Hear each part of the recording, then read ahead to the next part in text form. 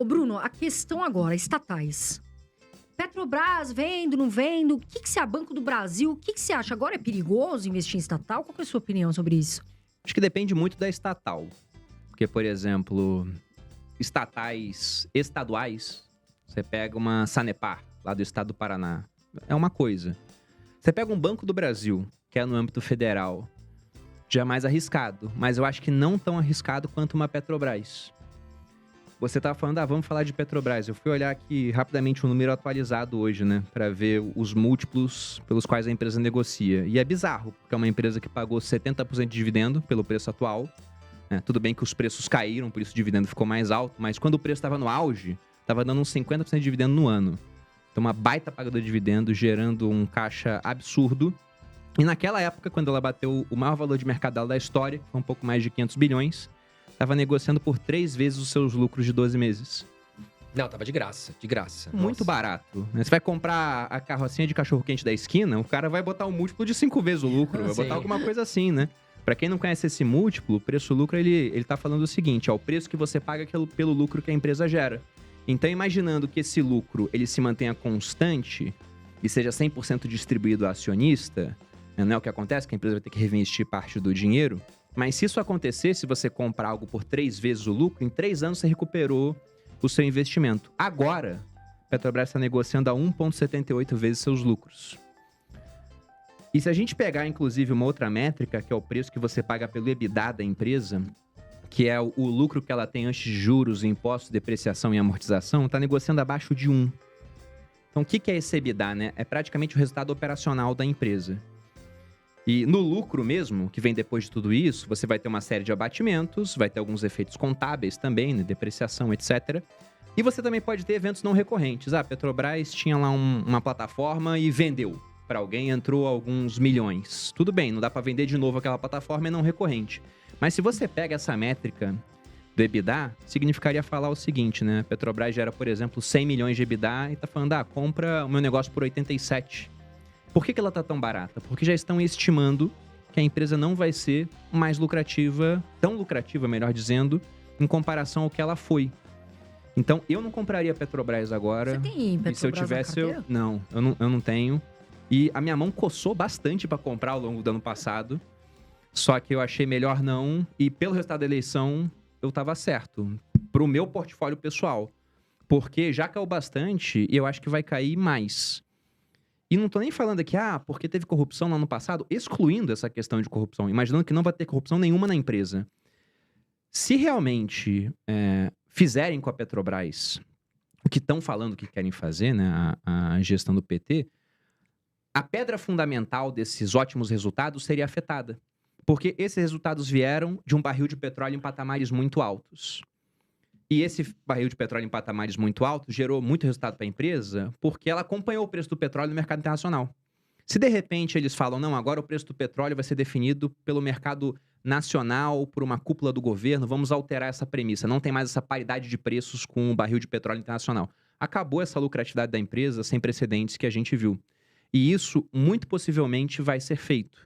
Foi o que foi veiculado pelo PT. Eles falaram abertamente isso várias vezes, que queriam modificar a política de preço da Petrobras. Se você modifica essa política, não adianta você olhar gráfico de resultados dos últimos 12 meses, resultados dos últimos 36 meses, de subida do lucro ao longo do tempo. Acabou. É que nem falar que a tua empresa é mega lucrativa porque ela vendia hambúrguer e agora você vai vender roupa. De que adianta seu histórico passado estar mudando a atividade operacional da empresa? E além disso, o PT também ele pretende investir em refinarias. E se você pega o resultado da Petrobras, é como se eles tivessem, simplificando aqui, 2 ótimos negócios. Aliás, um ótimo negócio é um negócio mais ou menos. Porque na parte de exploração, a margem é altíssima. Na parte de refinaria, a margem é muito mais baixa. Então, só de investir mais em refinaria, você está destinando mais recursos para algo que tem uma margem mais baixa. E tudo bem, pode ser estratégico para o Brasil, essa parte de refinaria, mas você, como acionista, vai estar pagando o preço disso. Então, por isso que eu acho interessante não ter. E aí entra a questão de que pode ter a construção de uma refinaria, igual foi feita no passado, muito mal feita. Quer por corrupção, quer por incompetência. Você tem, por exemplo, aquela refinaria lá de Pernambuco, se não me engano, Abreu e Lima, que o custo para se construir seria de 12 bilhões, o estimado custou 100. Então o negócio custou 9 vezes o preço inicial, e se você pega o refino, ele fica 3 vezes mais caro do que a média internacional.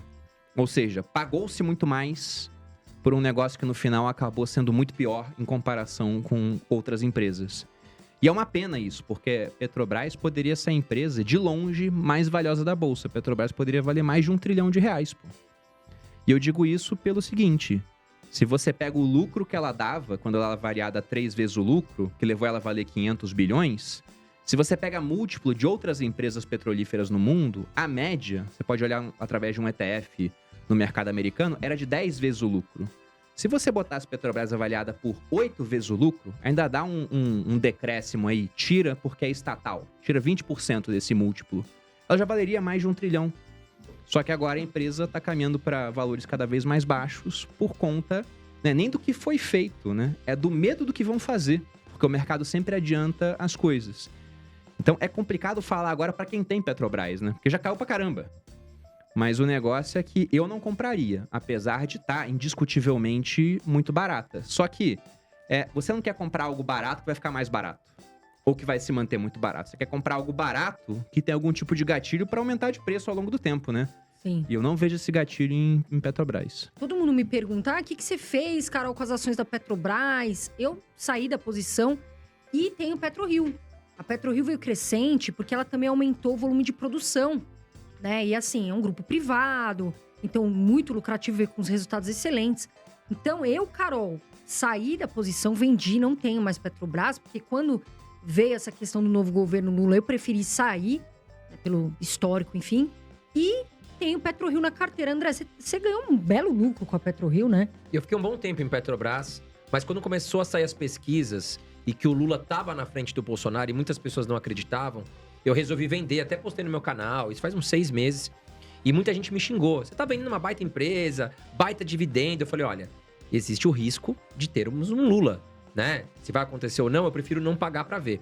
Então eu vendi com uma posição em lucro, coloquei bons dividendos no bolso, deixei de ganhar alguns outros dividendos, mas também fiz a compra na época de PetroRio, acabei ganhando com uma valorização, porque muitos investidores acabaram saindo de Petrobras e migraram ali para PetroRio, né, para buscar maior segurança.